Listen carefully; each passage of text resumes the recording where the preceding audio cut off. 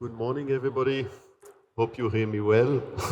First, I wanted to congratulate Avebium for this very nice exhibition and conference, and also the city of Valladolid. I was impressed by the number of district heating and the switch from, in reality, from gas to biomass.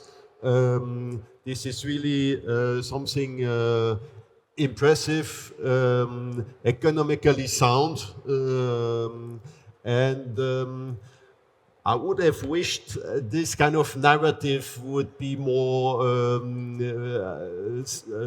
we would hear more that kind of narrative in Brussels.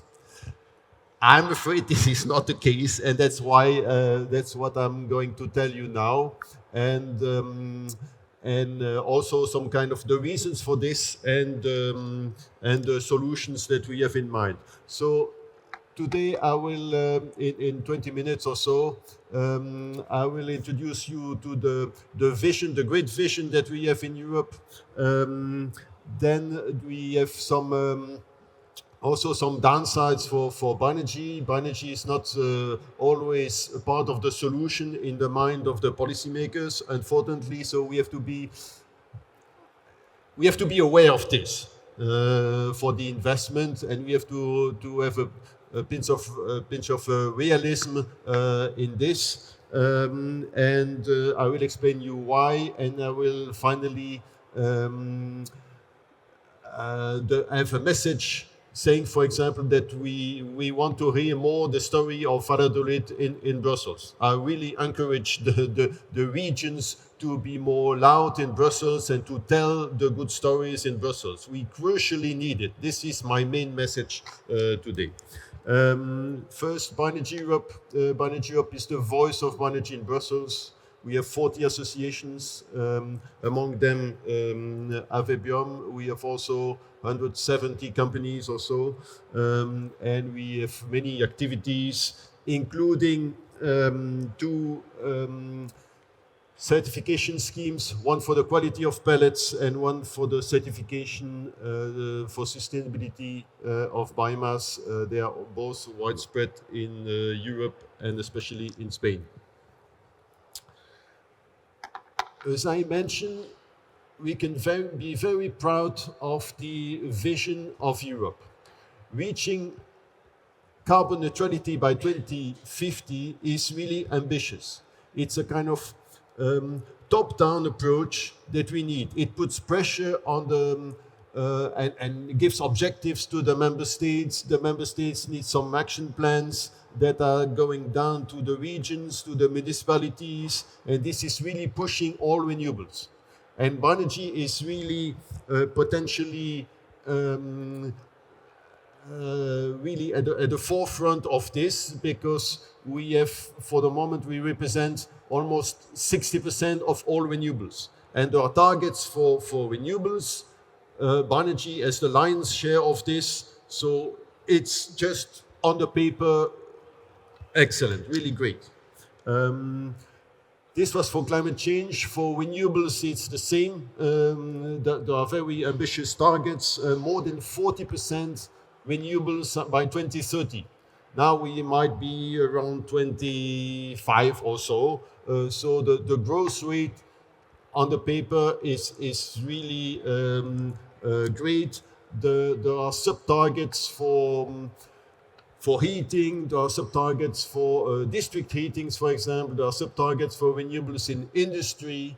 For biofuels, of course, for advanced biofuels in the maritime sector, in the aviation sector. So really, we hardly can ask more from Europe in terms of ambition and vision. There are also many other relevant objectives. After the war in Ukraine, Europe decided to reduce our dependence from Russia, from oil and gas from Russia, and to develop some alternatives. There is also, with the energy transition, the electrification of Europe and the clear ambitions of Europe to relocate industries in Europe. A lot of industries, as you know, have moved to Asia and China in particular. So there are some targets to bring the companies back in Europe. There are also on the side for us, but very ambitious environmental objectives for the prevention of deforestation and forest degradation. The Europe wants to reach a zero air pollution by 2050 and to restore nature. So we can be proud of all these visions. It's just a broad picture that I've given now, but we really can be proud of these EU legislations. That's why you see a lot of topics there for the European ambition, and that's why we have to follow a lot of legislation in the Green Deal and now the Clean Industrial Deal. The ambition has been raised, and many legislation, many directives have been updated with renewed ambition, and we follow. I will not mention all of this, but we follow so many legislation in Europe that are impacting finally the member states and the cities. But still, in Europe, we have to be aware that we are representing 60% of renewables. We are very competitive. We heard in Valladolid, biomass will cost 30% less than the alternative fossil fuels, which is very significant, very much. So Europe is somehow afraid that bioenergy would even take more lion's share as today, and they are creating barriers to limit bioenergy. There are some barriers in the renewable directives. I will mention some details, but there are barriers in the eco-designs for the small-scale use.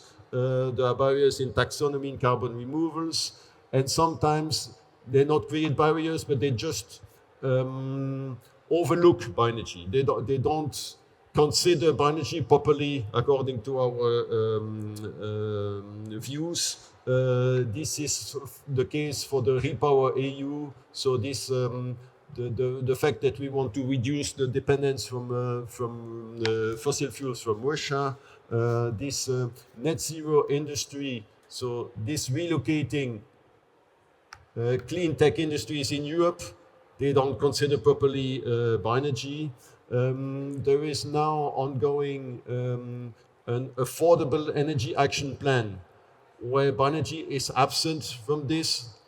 For us, it's a pity because, as I just mentioned before, bioenergy is very competitive. So if we want to make energy affordable for the citizens, not considering bioenergy, for me, is a strategic mistake. Just to give you some examples, I will not go into the details, but in the renewable directives, you have some sustainability criteria. You all know that. They are limiting the number of fuels that can be supported. There is an intense discussion about the cascading and the fact that the biomass should be used for that kind of applications, and energy is really at the end of the pipe. And to comply with the directives, we need certification schemes, and we are the only sector, I would say, almost in the world that has such mandatory sustainability criteria.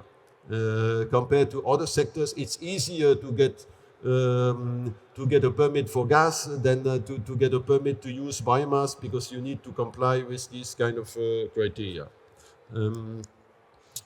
We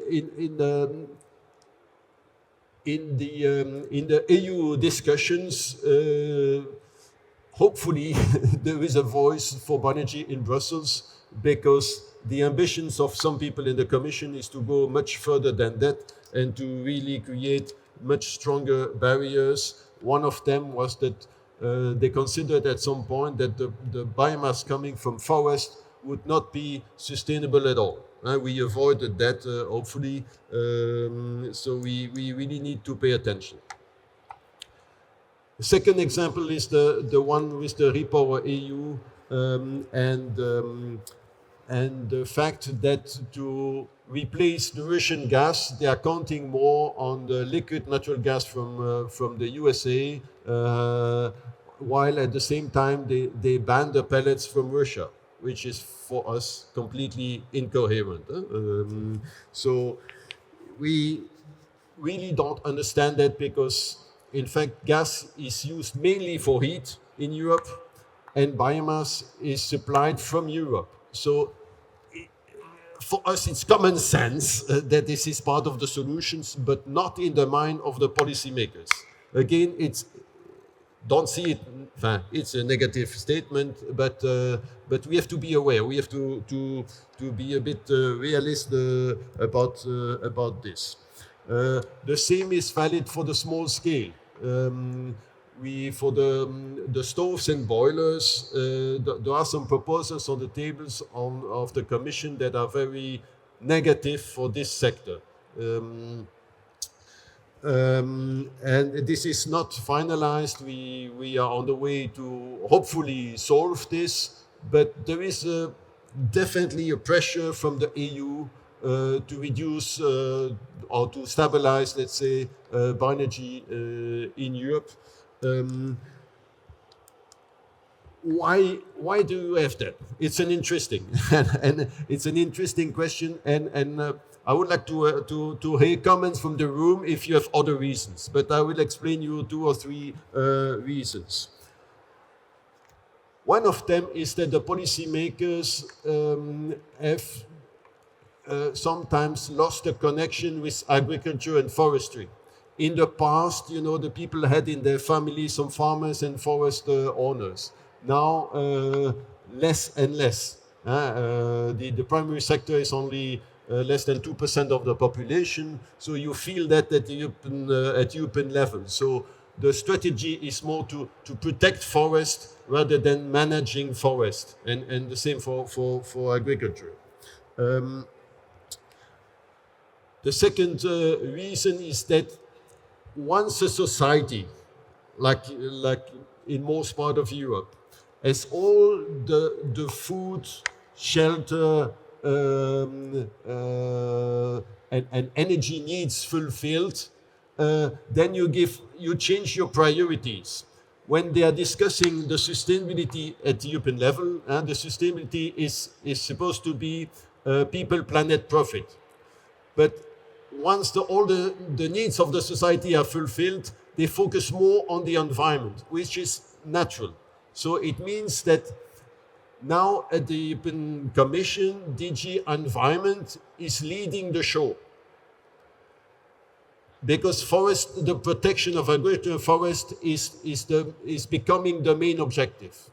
It's just understandable. We just to understand that, to feel and to play with this at European level. But this is the reality. A third reason to explain what is happening in Brussels is the fact that now that sustainability criteria are introduced in the renewable directives, it's really a golden opportunity for the environmental NGOs, because never in the past they had such pressure on agriculture and forestry, because now the criteria, the sustainability criteria are mandatory, while so far for forestry and agriculture we have, for example, in forestry, FSC, PFC, that are all voluntary. They are voluntary schemes. But now, if you don't comply with the sustainability criteria for bioenergy, you are not considered as renewables, you don't get subsidies, you don't count for the targets, it's just a no-go. It's just impossible, you are out of the market, more or less. While for others, it's voluntary. So the NGOs, they know this. So they focus, even if they know that bioenergy is a small share of the biomass used compared to food, feed, and wood, furniture, whatever. They focus on bioenergy very much because they see the opportunity. And the foundations, there's a lot of money to protect the environment. And the foundations, they know that.